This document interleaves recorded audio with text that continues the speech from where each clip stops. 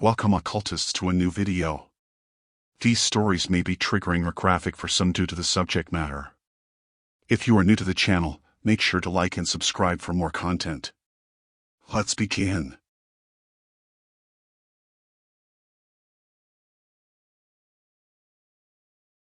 Spring break in Miami was supposed to be our escape, a week of sun, sand, and freedom from the monotonous grind of college life. My friends Lena, Sophie, and I had planned this trip for months, our anticipation building with each passing day. But what started as a dream vacation quickly morphed into a waking nightmare. Our first days in Miami were everything we had hoped for. The city pulsed with energy, its vibrant nightlife and bustling beaches a stark contrast to our quiet college town. We basked in the attention, our laughter mingling with the rhythm of the waves as we danced our nights away under the neon lights. But everything changed on the third night. Lena met someone, a guy who seemed to embody the spirit of Miami. He was charming, with a smile that promised adventures and eyes that seemed to hide secrets. She was smitten, caught up in the whirlwind romance of a spring break fling. Sophie and I were wary, the suddenness of their connection setting off alarms in our minds, but Lena was infatuated, and our concerns fell on deaf ears. It was late when Lena suggested we go to a party the guy had told her about, a beachside bash that promised to be the highlight of our trip. Sophie and I exchanged uneasy glances, the isolation of the beach at night a stark departure from the crowded, well-lit clubs we had grown accustomed to. But Lena was insistent, her excitement infectious, and against our better judgment, we agreed. The party was in full swing when we arrived, the beach awash in the glow of bonfires, the air thick with the scent of salt and the sound of laughter. It felt like a different world, one far removed from the safety of our hotel and the familiar streets of Miami. Lena's guy was there, his arm around her shoulders as he introduced us to a group of his friends. Something about them set my nerves on edge, a sense of danger that I couldn't quite place. As the night wore on, Lena became increasingly distant, her behavior erratic. She clung to her guy, her laughter a little too loud, her movements a little too unsteady. Sophie and I watched, concerned, as he led her away from the party, whispering promises that only she could hear. Panic set in when, after several minutes, Lena didn't return. Sophie and I searched the beach, calling her name into the night, but there was no response, only the sound of the waves crashing against the shore. It was as if she had vanished into thin air. In desperation, we turned to Lena's guy, demanding to know where he had taken her. His smile was gone now, replaced by a cold indifference that sent chills down my spine. He claimed ignorance, his eyes mocking us as we begged for answers. It was Sophie who found her, stumbling out of the darkness, her dress torn and her eyes wide with terror. She collapsed into our arms, sobbing, her words a jumbled mess of fear and confusion. She spoke of a room, hidden away from the lights of the party, of being drugged and almost taken, her spring break romance a ruse for something far more sinister. We fled back to our hotel, Lena's cries a haunting echo in the empty streets. The police were called, their questions a blur as we struggled to piece together what had happened. But Lena's guy and his friends were gone, vanished like specters into the night, leaving no trace behind. The rest of our trip was spent in the confines of our hotel room, the beaches and parties of Miami now a distant memory. Lena was a shadow of herself, her laughter gone, her light dimmed by the darkness of that night.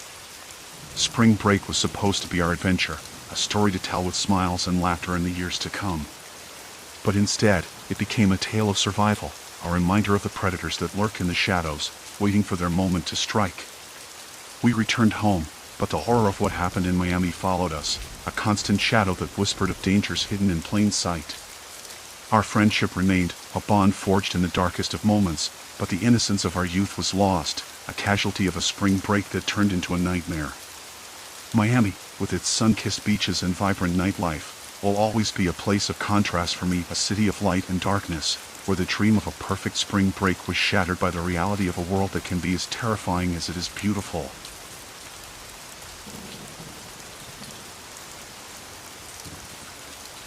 It started with a dare, the kind that sounds thrilling when you're a few drinks deep and the neon lights of Vegas blur the lines between reality and recklessness. I was to go on a blind date, a setup by a guy we'd met at the casino who claimed he knew the perfect girl for me.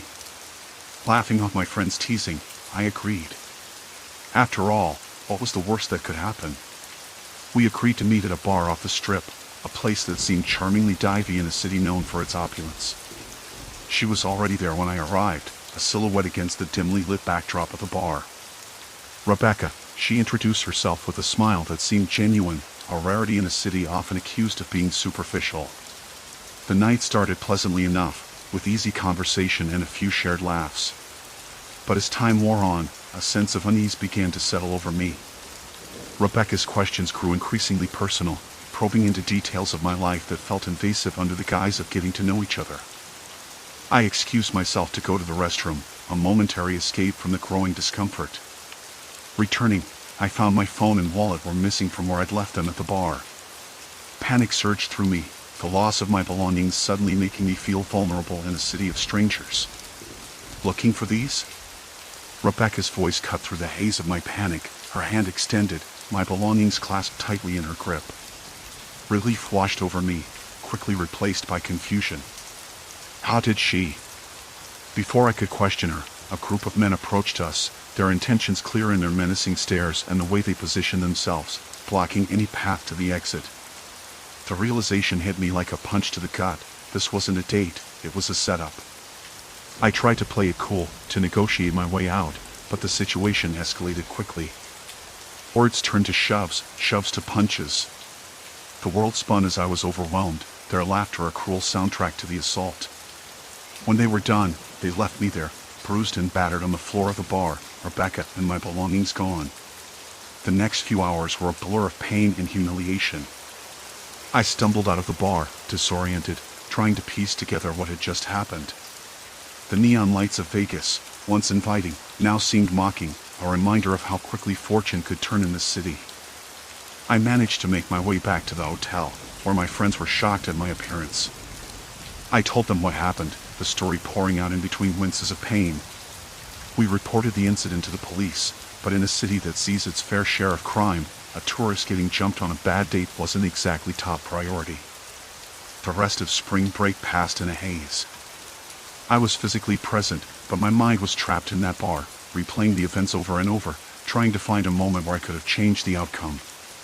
The carefree spirit of spring break was lost on me, replaced by a wariness that shadowed my every step. I left Vegas with more than just physical scars. The experience had shaken something fundamental in me, a trust in the kindness of strangers, a belief in the safety of numbers. Rebecca and those men had taken more than my phone and wallet. They had stolen a piece of my peace of mind, leaving me with a cautionary tale that was all too real. Spring break in Vegas was supposed to be a highlight of my college years, a story to tell with laughter and nostalgia. Instead, it became a grim reminder of the dangers that can lurk behind a friendly facade, a memory that whispered warnings in the back of my mind long after the neon lights had faded into the distance.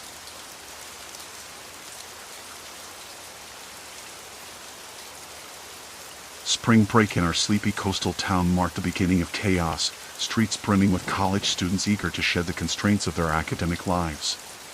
As a cab driver, these weeks meant long hours and endless fares, shuttling partiers from beach to bar and back again. But that spring break brought more than just the usual revelry. It brought a night that would haunt me forever. It was late, the moon hanging low in the sky, casting an eerie glow over the ocean. My shift was nearly over, the dawn of relief as I anticipated picking up my daughter, Lily, from her late shift at the diner. She was my world, a beacon of joy in the routine of my existence. The dispatcher's voice crackled over the radio, one last fare before I could call it a night. Reluctantly, I accepted, steering my cab towards the address provided. The pickup was at a popular beachside bar, its neon sign flickering like a beacon for those looking to extend their night. A group stumbled out as I pulled up, their laughter loud and abrasive in the quiet of the night. They piled into my cab, reeking of alcohol and cheap perfume, oblivious to the discomfort their volume caused. I exchanged a weary glance with my reflection in the rearview mirror, bracing myself for the ride ahead. Their destination was across town, a house party still raging despite the late hour. The drive was punctuated by their slurred sing-alongs and crude jokes, a cacophony that grated on my nerves. I yearned for the silence of my cab, for the end of this fare, for the moment I could collect Lily and escape the madness of spring break. As we neared their destination, tempers flared in the back seat. A disagreement, ignited by too much drink and too little sense, escalated quickly. I tried to intervene, to calm the rising storm, but my words were fuel on the fire. In a flash, the situation spiraled out of control. A bottle shattered against the dashboard, the sound of gunshot in the confines of the cab. Hands grabbed at me, pulling me from my seat, their laughter twisted into something malicious. I fought against them, desperation lending me strength, but it was no use. They were too many, too frenzied in their assault. The beating was relentless, each blow a message of hate delivered by drunken messengers. I could taste blood, feel the sharp sting of broken bones, the world around me blurring into a tableau of pain and fear. And then, as suddenly as it began, it was over. They left me there, broken and bleeding on the side of the road, their laughter echoing into the night as they disappeared into the party. The pain was immense, but it was the thought of Lily, waiting alone and worried, that tore at me the most. I tried to rise, to drag myself to my cab, but my body refused to obey. The night sky spun above me, the stars witnesses to my despair. It was a passing motorist who found me, their horrified gasp a distant sound as they called for help. The ambulance arrived, its sirens a wail of salvation in the dark. But as they loaded me onto the stretcher, my thoughts were not on the pain or the fear. They were with Lily, with the fear she must be feeling, with the words I needed to say but couldn't. The hospital was a blur of lights and voices, the severity of my injuries a litany recited by faceless doctors. They spoke of surgeries, of recovery, of a long road ahead. But all I could think of was Lily, of the look on her face when she would see me like this, of the spring break that had stolen so much from us. Lily came, her tears a testament to the love we shared. She held my hand, her presence a comfort in the storm. But I could see the fear in her eyes, the uncertainty of what lay ahead. I wanted to reassure her, to tell her that everything would be okay, but the words were a lie too heavy to speak. Spring break ended, the students leaving as suddenly as they had arrived, taking their laughter and their carefree spirits with them. But they left behind a scar on our town, a reminder of the night that changed everything. I recovered, in body if not in spirit. The cab sits unused in the driveway, a symbol of what was lost. Lily and I were different now, the innocence of our existence shattered by that night. Spring break in our town is no longer a time of celebration but a period we endure, a reminder of the darkness that can lurk in the heart of revelry. The group responsible was never caught, their identities lost in the chaos of the night. But the memory of their laughter, of their cruelty, remains with me, a haunting echo in the silence of the night. As for Lily and me, we carry on, our bond strengthened by the ordeal. But there are moments, in the quiet of the evening, when the memories return, dark and detailed, a horror story that is all too real.